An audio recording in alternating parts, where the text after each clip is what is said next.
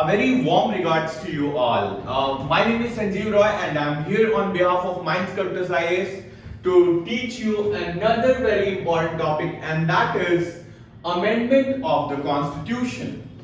Look, in the last two videos we have studied about the basic structure doctrine और उसमें मैंने कुछ आप लोगों से अमेंडमेंट के बारे में बात करी थी.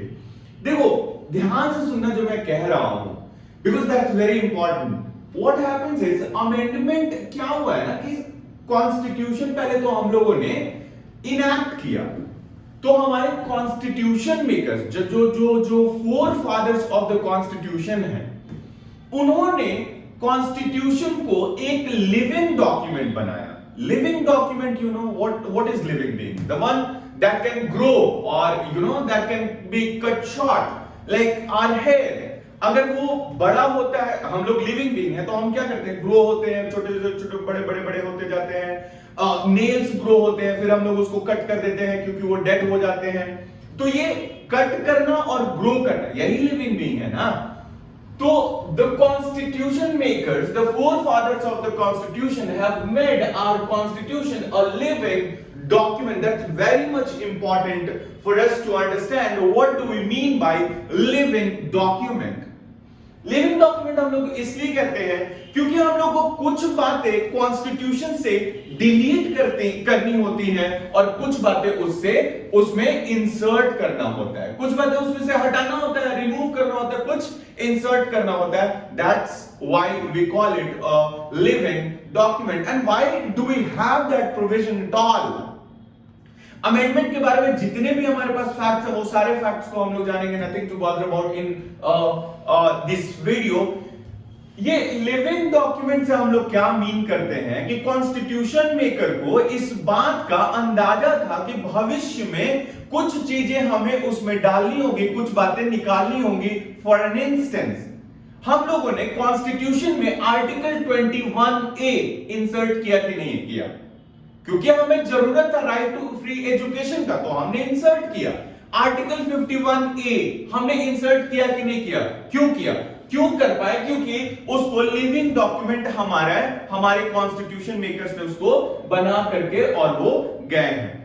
कुछ बातें उसमें से निकालनी भी होती हैं, जैसे आप लोग एग्जाम्पल के तौर पे आप लोग ले लोगे कि राइट टू प्रॉपर्टी को हम लोगों ने हटा करके, फंडामेंटल राइट से हटा करके हम लोगों ने क्या किया, कॉन्स्टिट्यूशनल राइट्स उसको बना दिया है. 300A में लेकर के चले गए हैं. आर्टिकल 370 जो कश्मीर से रिलेटेड स्पेशल आर्टिकल था, उसको हमने हटाया कि नहीं हटाया? ऑफ कोर्स हटाया है. और वो सब हम हटा पाए इसीलिए because our constitution is a living document. Now we are going to see certain facts related to the amendment of the constitution. और उससे रिलेटेड जो फैक्ट्स है हमारे पास, वो सबसे पहला और सबसे इंपॉर्टेंट फैक्ट है, and that fact is that it is given, the provision of the constitution is given in article 368 in part 20 of the constitution. That's very important fact. You guys must remember this fact because this fact can be asked in preliminary examination directly. Which part of the constitution contains amendment of the constitution provision? And then you can mention at that point of time that part 20. And which article? It is article 368. Now the next important point, it is as important as the article of the constitution that our constitution is neither rigid nor flexible. What do we mean by that? बहुत ज्यादा उसमें rigidity नहीं है, बहुत ज्यादा flexibility नहीं है. थोड़ी देर में मैं आप लोगों को इसका मतलब समझाऊंगा कि रिजिडिटी और फ्लेक्सिबिलिटी से क्या मीन करते हैं. अभी के लिए आप लोग इतना समझ लो, रिजिडिटी का मतलब हुआ कि कुछ प्रोविजंस ऑफ द कॉन्स्टिट्यूशन को हम लोग मतलब कि बहुत मुश्किल से एडिट कर पाते हैं या अमेंड कर पाते हैं, और कुछ प्रोविजन को हम लोग बहुत फ्लेक्सिबिलिटी के साथ उसको अमेंड कर पाते हैं. बस रिजिडिटी और फ्लेक्सिबिलिटी के बारे में हम लोग को इतना ही जानना है. The provision, the next very important point once again, the provision of amendment of the constitution has been borrowed in our constitution from South Africa. South Africa से हम लोगों ने इस प्रोविजन को बोरो किया है, और ये भी एक क्वेश्चन हो सकता है. चौथा बहुत इंपॉर्टेंट फैक्ट है कि power to amend the constitution has been given solely to the parliament. We need to remember this fact. These facts are extraordinary facts which can be asked in the question anytime, anywhere, be it UPSC or BPSC. Who has the power, sole power, exclusive power to amend the constitution? That's parliament. And उसके बाद next important point है कि amend तो आप सब कुछ कर सकते हो, बात सही है, but the core values of the constitution cannot be amended. What is the core value? What defines the core value? That is the basic structure doctrine. Are we getting this point? Are you getting this point? I hope yes, right? The next point is that एक ना provision है अपने constitution में under article 108 और वो provision कहता है joint sitting का। जब भी डेडलॉक होता है ना दो हाउसेस के बीच में, जब हम लोग पार्लियामेंट का चैप्टर पढ़ेंगे तब हम लोग ये जॉइंट सिटिंग के प्रोविजन को और डिटेल में समझेंगे। वो डेडलॉक होता है ना राज्यसभा और लोकसभा में, तो एक जॉइंट सिटिंग बुलाई जाती है और उस जॉइंट सिटिंग में डिसीजन लिया जाता है कि वो पास होगा कि नहीं होगा। तो यहाँ पे कॉन्स्टिट्यूशन अमेंडमेंट एक्ट जो आता है उस केस में कोई भी जॉइंट सिटिंग का प्रोविजन नहीं है। There is no provision for joint sitting in case of vis-a-vis amendment of the constitution।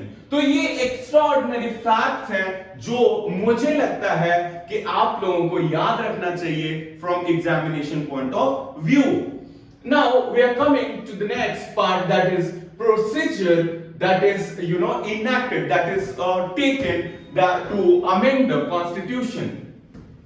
Procedure में सबसे पहला सवाल, where does the amendment of the constitution happens? I have said this already. Where does this happen? It happens in parliament only and exclusively. Now the second important question, who does the amendment? Who brings the constitution amendment act into the parliament? And there the answer is, it is either minister or the private member। देखो minister तो हम सब जानते हैं, minister कौन होते हैं? जो मिनिस्ट्री में बैठे हैं, home minister, defence minister, finance minister, external affairs minister, ये सारे मिनिस्टर्स हैं। Now who is the private member? Who consists of the private member? And that is a very important question once again. इसका answer ये है, all the member of parliament except ministers are private members. What did I say? All the member of parliament of Lok Sabha and Rajya Sabha are the private members except the ministers। ministers को हटा दो, जितने सारे MPs बचे वो चाहे ruling party के हो चाहे ऑपोजिशन पार्टी के हो, वो लोग प्राइवेट मेंबर में आते हैं। तो या तो वो मिनिस्टर लेकर के आएंगे और नहीं तो वो प्राइवेट मेंबर लेकर के आएंगे। That's the next very important question one. अब इसको हम लोग अमेंड कैसे करते हैं? इसको हम लोग अमेंड कैसे करते हैं? हम टाइप्स ऑफ अमेंडमेंट में आएंगे, लेकिन उसके लिए अभी इतना समझ लो कि मेजॉरिटी किस तरीके की चाहिए होती है उसमें। तो मेजॉरिटी चाहिए होती है स्पेशल मेजॉरिटी। स्पेशल मेजॉरिटी चाहिए होता है और उस स्पेशल मेजॉरिटी में क्या होता है? 50% of the total strength of the house, and जिस भी हाउस में हो रहा है 50% ऑफ द टोटल मेंबरशिप उसका चाहिए। लोकसभा में अगर है जब बिल तो, और जब राज्यसभा में जाएगा तो वहां पे 50% of the total strength. This should be more than और equal to 2/3 of the present and voting. 2/3 of the present and voting. बहुत ज्यादा यहाँ पे अभी फिलहाल दिमाग नहीं लगाना, मैं इसको थोड़ी देर में समझाऊंगा बहुत तरीके से, तो टेंशन लेने की बात नहीं है। I will come to that point very soon. The next thing is, जब आप फेडरल प्रोविजन को करते हैं, जब आप फेडरल प्रोविजन को अमेंड करते हैं तो वहां पे स्पेशल मेजॉरिटी तो चाहिए होती है, साथ में चाहिए होता है ratification by half of the state. Now what are the federal provisions? Federal provisions वो हुए जिसमें स्टेट का भी इंटरेस्ट लाई करता होगा। स्टेट का भी जहां पे इंटरेस्ट लाई करता होगा उसको हम लोग फेडरल प्रोविजन कहते हैं। नाउ जब ये हो गया, चाहे तो ये हो जाएगा स्पेशल मेजॉरिटी से आप पास करा दो, और नहीं तो फेडरल प्रोविजन होगा तो स्पेशल मेजॉरिटी से पास होगा। फिर स्टेट्स पार्टिसिपेट करेंगे और ratification by half of the states हो जाएगा। उसके बाद हम लोग देंगे प्रेसिडेंट को। तो प्रेसिडेंट के पास ना एक्चुअली 2-3 पावर होते हैं, या तो वो असेंट दे सकते हैं, या तो वो विथहोल्ड कर सकते हैं, और नहीं तो वो रिकंसिडरेशन के लिए भेज सकते हैं। लेकिन अमेंडमेंट ऑफ द कॉन्स्टिट्यूशन के केस में उनका एसेंट देना मैंडेटरी है, अनिवार्य है, एकदम मैंडेटरी है ना। तो ये बात आप लोगों को ध्यान रखना है कि ऐसे जब प्रेसिडेंट को दिया जाएगा, प्रेजेंट किया जाएगा कॉन्स्टिट्यूशन अमेंडमेंट बिल, तो उसमें उनको एसेंट देना दैट विल बी मैंडेटरी, और prior recommendation of the president is not required in constitutional amendment bill. Constitution amendment bill को लाने के लिए क्या प्रेसिडेंट का प्रायर रिकमेंडेशन रिक्वायर्ड है? No, it's a big no, right? So you have to understand these things. Now we will come to the types of amendment of the constitution, right? तो अब हम लोग समझेंगे कि क्या क्या टाइप्स है, कितने टाइप्स के होते हैं amendment of the constitution. I hope कि इतनी सारी बातें जो मैंने बोली वो आप लोगों को समझ में आ गई होंगी। आगे हम लोग types of the amendment of the constitution देखेंगे। ऑलराइट, तो अभी तक हम लोगों ने क्या देखा? हम लोगों ने देखा कि constitution, number 1, constitution is a living document, और फ्लेक्सिबिलिटी और एडेप्टेबिलिटी के लिए वो हम लोगों ने दे रखा है, लिविंग डॉक्यूमेंट बना रखा है, नंबर 1। दूसरा, उसके रिलेटेड कुछ हम लोगों ने फैक्ट्स देखे। तीसरा, हम लोगों ने उसके रिलेटेड प्रोसीजर्स देखे। अब हम लोग 4th चीज देखने जा रहे हैं, और वो चौथी चीज है टाइप्स ऑफ अमेंडमेंट। देखो, टाइप्स ऑफ अमेंडमेंट बहुत ही इंपॉर्टेंट है। टाइप्स ऑफ अमेंडमेंट में बच्चे अक्सर कंफ्यूज रहते हैं, और कंफ्यूजन ये होता है कि टोटल कितने तरह के अमेंडमेंट्स होते हैं, नंबर 1, और क्या वो सारे अमेंडमेंट आर्टिकल 368 के अंदर आते हैं, number 2। These are two very important questions that we are going to answer. देखो, जब आपसे पूछा जाए कि टोटल कितने तरीके के अमेंडमेंट्स होते हैं, you have to answer it is 3. Total कितने तरह के अमेंडमेंट्स होते हैं? The answer is 3. लेकिन अगर आपसे कोई पूछे कि आर्टिकल 368 के अंदर कितने तरह के अमेंडमेंट्स आते हैं, तो you have to answer 2, because वही करेक्ट आंसर है। देखो, total amendments, total types of amendments होते हैं, एक सिंपल मेजॉरिटी, एक स्पेशल मेजॉरिटी, और एक special majority plus ratification by the half of the states. ये टोटल 3 तरीके के अमेंडमेंट्स हुए, ये हम लोग जानते हैं। लेकिन अंडर आर्टिकल 368 एक ये होता है स्पेशल मेजॉरिटी, और एक ये होता है special majority plus ratification by half of the states. Simple majority वाला नहीं आता है आर्टिकल 368 के अंडर। सिंपल मेजॉरिटी वाला एक्सक्लूडेड है from the provision of article 368। Now अब इन सारे को हम लोग समझते हैं कि क्या होता है सिंपल मेजॉरिटी। देखो, सिंपल मेजॉरिटी बहुत सिंपल सी बात है कि प्रेजेंट एंड वोटिंग, कॉन्सेप्ट समझ लो प्रेजेंट एंड वोटिंग का।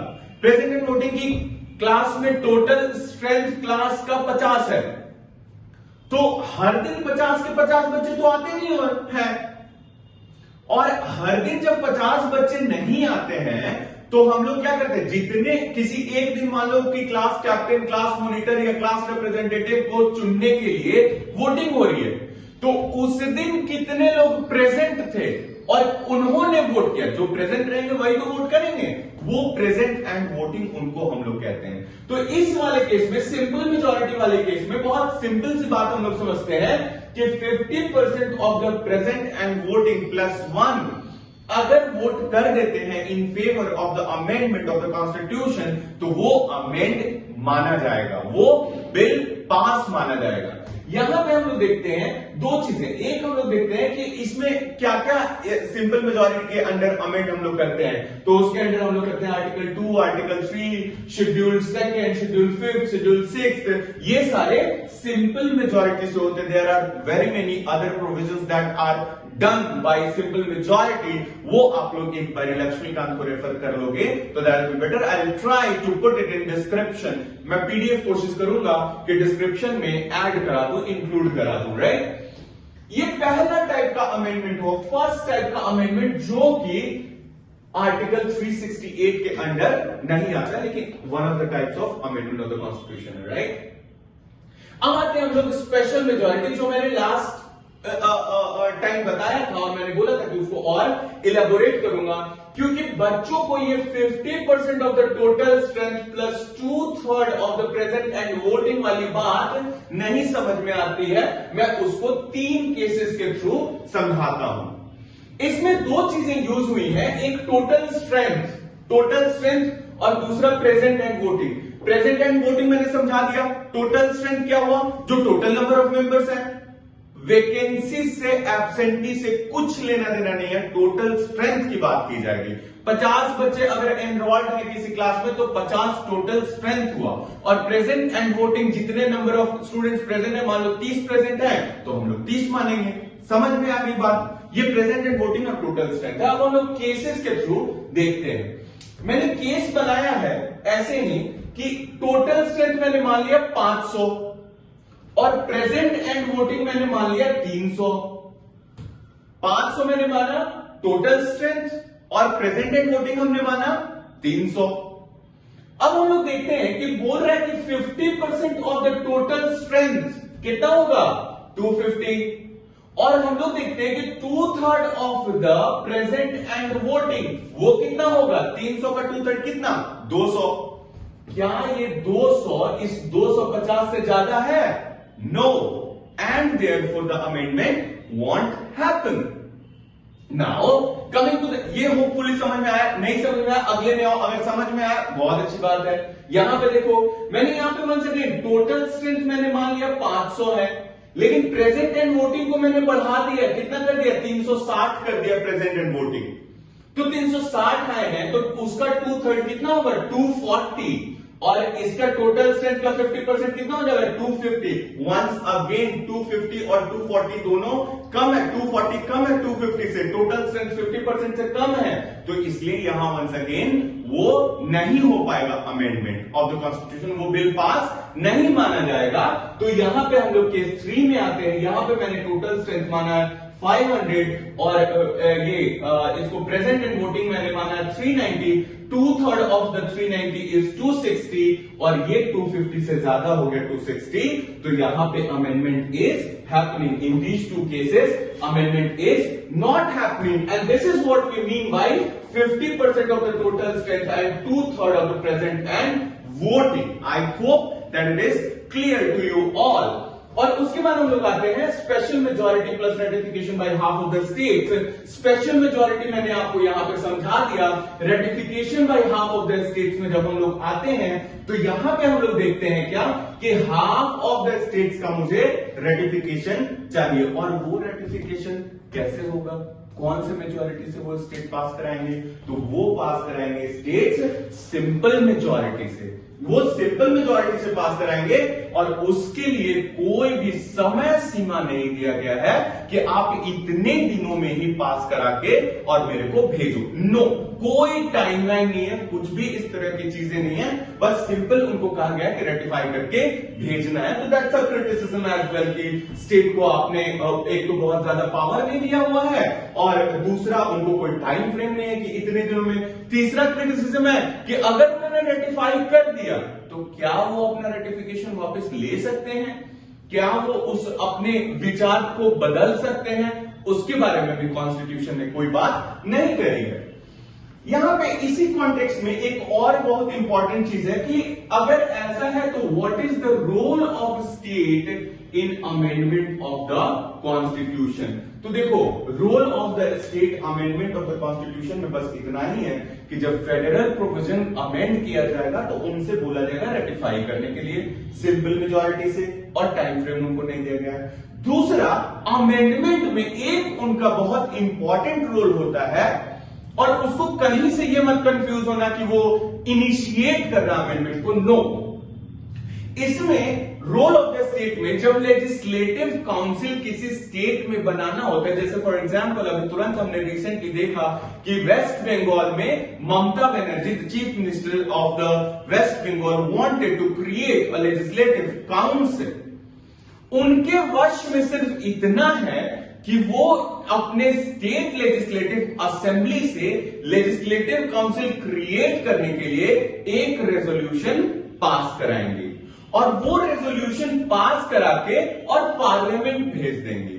अगर पार्लियामेंट को मन किया, अगर उनका विचार है कि ये क्रिएट होना चाहिए, अगर वो लोग उस रेजोल्यूशन को इन फेवर वोट कर देते हैं, तब तो वहां पे क्रिएट हो जाएगा लेजिस्लेटिव काउंसिल। और अगर पार्लियामेंट ने उस रेजोल्यूशन को रिजेक्ट कर दिया तो वो रिजेक्ट हो जाएगा, वहां पे लेजिस्लेटिव काउंसिल क्रिएट नहीं हो पाएगा।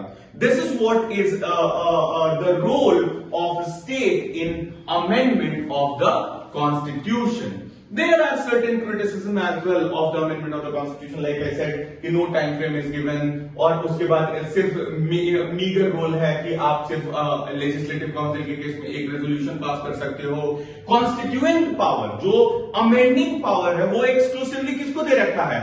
आपने पार्लियामेंट को दे रखा है। ये भी एक क्रिटिसिज्म में आता है। और नेक्स्ट क्रिटिसिज्म में आता है कि बहुत मतलब most of the provisions are amended by the simple majority itself. उसको स्पेशल मेजॉरिटी लाने का कोई जरूरत नहीं होती है, क्योंकि अमेरिका में 3/4 मेजॉरिटी रिक्वायर्ड है for amending the constitution, whereas हमारे यहां सिंपल मेजॉरिटी से ही कर दिया जाता है। यहां पे एक और छोटी सी बात मैं आप लोगों को बताना चाहता हूं, जो मैंने बोला था कि constitution is neither rigid nor flexible. मैंने यही बताना चाहा था कि कुछ प्रोविजंस जो है ना इस वाले प्रोविजन से किए जाते हैं या इस वाले प्रोविजन से किए जाते हैं। इस वाले प्रोविजन से जो किए जाते हैं हम लोग मानते हैं कि कॉन्स्टिट्यूशन इज रिजिड, या मतलब बहुत ज्यादा रिजिड नहीं है, कुछ ही प्रोविजन इसके साथ किए जाते हैं, और जो सिंपल मेजॉरिटी से किए जाते हैं वो फ्लेक्सिबल है। तो इसको इसी को बोला जाता है कि नाइदर रिजिड नॉर फ्लेक्सिबल। और स्पेशल मेजॉरिटी से क्या क्या अमेंड किया जाता है? Fundamental rights, DPSP, fundamental duty. ये कहीं नहीं लिखी हुई बात होगी फंडामेंटल ड्यूटी वाली, ये मैं अलग से बता रहा हूं। याद रखना, कोई भी बोले फंडामेंटल ड्यूटी को कैसे अमेंड करोगे, तो वो होगा स्पेशल मेजॉरिटी से। और दूसरा, यहां पे special majority plus ratification by half of the state से कौन कौन होंगे? प्रेसिडेंट के related, supreme court, high court के रिलेटेड, राज्यसभा में सीट एलोकेशन से related, all these are done by the special majority plus ratification by half of the states. I hope the concept of amendment of the constitution is clear to you all, right? And we will come back with another very important topic in our next lecture. Please stay connected with us. Thank you so very much everyone for supporting us. Thank you.